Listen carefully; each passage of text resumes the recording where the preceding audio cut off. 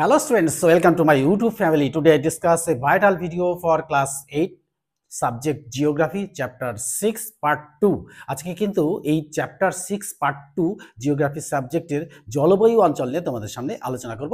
এই আলোচনা করার আগে আমি বলবো যে এখান থেকে কিন্তু একটা ফার্স্ট পার্ট তোমাদের সামনে দিয়েছি এবং এখান থেকে যে সম্ভাব্য প্রশ্নগুলো তাও তোমাদের সামনে উত্তর সমেত আলোচনা করেছি। আজকে কিন্তু সেই একই রকম ভাবে এখান থেকে যে প্রশ্নগুলো আসার মতো সেইগুলো তোমাদের সামনে শেয়ার করব।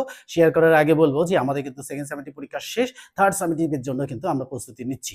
তাই আমরা যদি পুজোর আগে যদি এই চ্যাপ্টারটার থেকে অর্থাৎ এই সাবজেক্ট থেকে প্রশ্নগুলো আগে তৈরি করে নিতে পারি তাহলে কিন্তু আমাদের খুব সুবিধা হবে।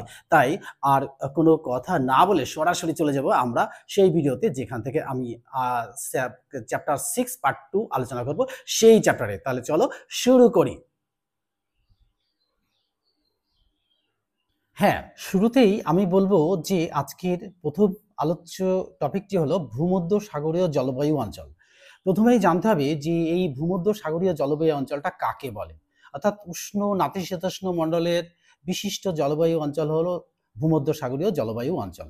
ভূমধ্য সাগরের তীরবর্তী দেশগুলি ছাড়াও প্রকৃতপক্ষে পৃথিবীর যে সমস্ত অঞ্চলে ভূমধ্য সাগরের তীরবর্তী দেশগুলির মতো জলবায়ু দেখা যায় তাকে ভূমধ্য সাগরীয় জলবায়ু অঞ্চল বলে। তাহলে এখানে কিন্তু একটা প্রশ্ন এসে যায় যে ভূমধ্য সাগরীয় জলবায়ু অঞ্চল কাকে বলে। তাহলে দেখো এর অবস্থানটা কোথায়। উত্তর দক্ষিণ গোলার্ধে 30 ডিগ্রি থেকে 45 ডিগ্রি অক্ষাংশের মধ্যে অবস্থিত মহাদেশের পশ্চিম দিকে এই জলবায়ু দেখা যায়। তো সেই দেশগুলো কি কি, সেই দেশগুলো একটু দেখে নিই। সেই দেশগুলো হলো ইউরোপের France, Italy, Spain, Greece, Portugal, Albania, পূর্বতন যুগোস্লাভিয়া, এশিয়ার তুরস্ক, ইসরায়েল, সিরিয়া, লেবানন এবং আফ্রিকার মিশর, মরক্কো, লিবিয়া, আলজেরিয়া, টিউনেশিয়া। এই 16টি দেশ ভূমধ্য সাগরীয় জলবায়ু অঞ্চলে সর্বাধিক প্রভাব দেখা যায়।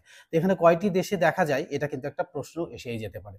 তারপরে হচ্ছে এছাড়াও উত্তর আমেরিকার ক্যালিফোর্নিয়া, দক্ষিণ আমেরিকার চিলি, দক্ষিণ আফ্রিকার কেপ টাউন, অস্ট্রেলিয়ার দক্ষিণ পশ্চিমে দক্ষিণ পূর্বে এই জলবায়ু দেখা যায়।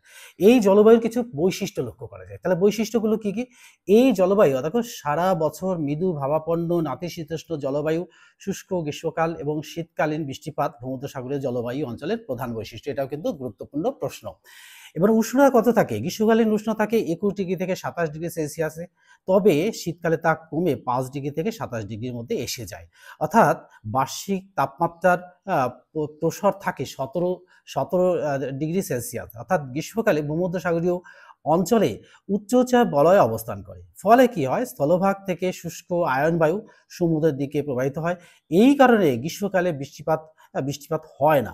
আকাশ মেঘমুক্ত, রোদ ঝলমলে থাকায়